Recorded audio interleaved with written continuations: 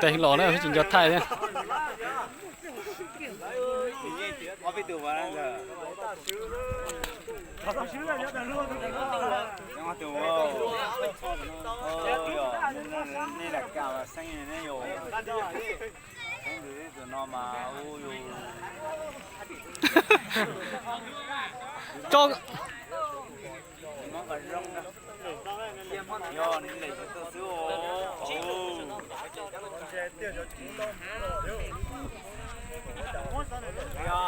đồnแต่หินหล่อตัวดูแม่หิน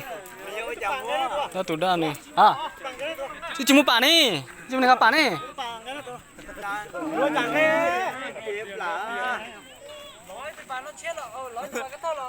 nói là bạn nó chia có Nè trong bà nhà đi cái tàu á, để ló bạc cái à. Là nó chia là. Tua sao vậy? Tua. Sao nó tao chỉ nói tụi mẹ tụi lo chè ý tụi mẹ nó. Chỉ giống gì nó ở khu nó là. Tụi lo nó rò tà nó, tụi lo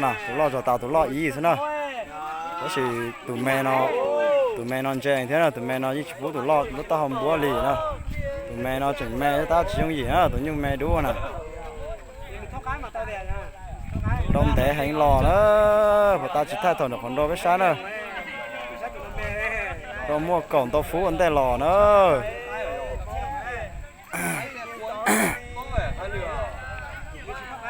chỉ dùng gì nữa tụi đu non chơi chấp đó chỉ nó tụi cú kia sao họ cắp lá chỉ bút búa ta họ đi nè tụi lo nó rọt tà thế à giờ nó giờ mỗi tụi mẹ đầu thì trút to giờ một đạp ba lần ghe sáng cây một lái thế nè tụi đú nó chúng gì nè điểm mò ta rồi nó tụi mẹ nè lú hay chưa lú to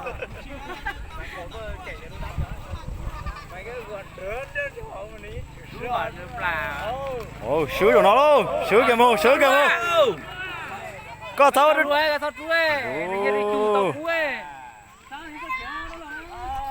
tròn đó như sáng này như khía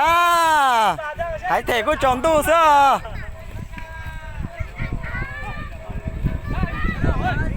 ôi tôi vô theo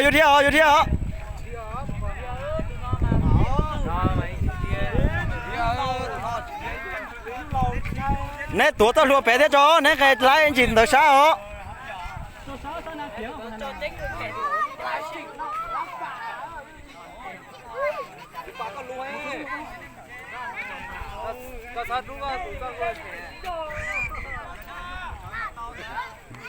ôi búa tàu luôn ôi lệ cái thế ôi vô tôi đang là có giọt tà thì tiền đi luôn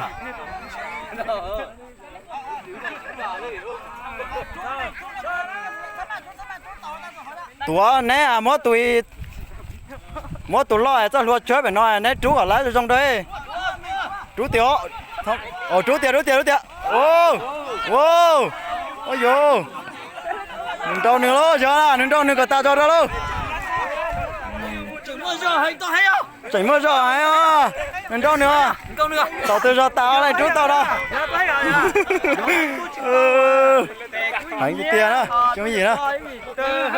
nửa hát chỉ tao xa nửa lẩu nữa tao lẩu sao nó cho hành tao rồi đó mẹ tao chỉ nhồng như thế này tụi lo nó giờ lo hành thế này thế tụi mẹ nó chỉ chua cú sơ giờ tiểu cú tụi lo tới rồi chua nhỏ này lo hành nè tàu lúa giò thế nào ta chỉ nó nè chỗ lúa giò nó giờ tàu lúa giò giờ những thứ à nè ó tụi nhung nó đồ tàu lìa tia thế nè chỉ những gì cái đó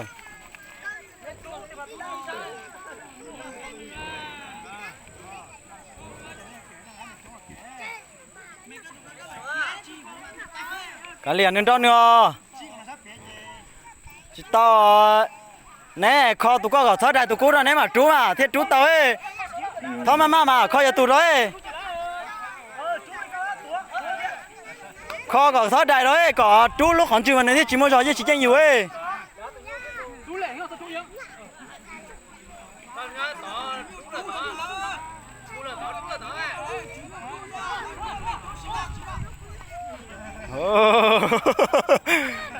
cái to nó hả?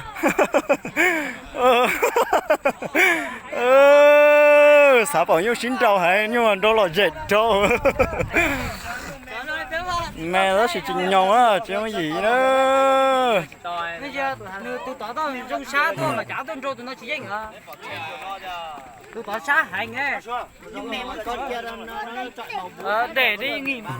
một tuần thế lại đi đá con này cũng Lò dệt thì tiền á. thì thôi Mẹ đó mà mất kẻ thế này, con để tia đi nè. Món này còn tao phút lò này. Chết đâu. Chết đâu. Nó bùa mà đã có cho luôn á, lò dẻ chắc đó là bỏ lò dẻ này.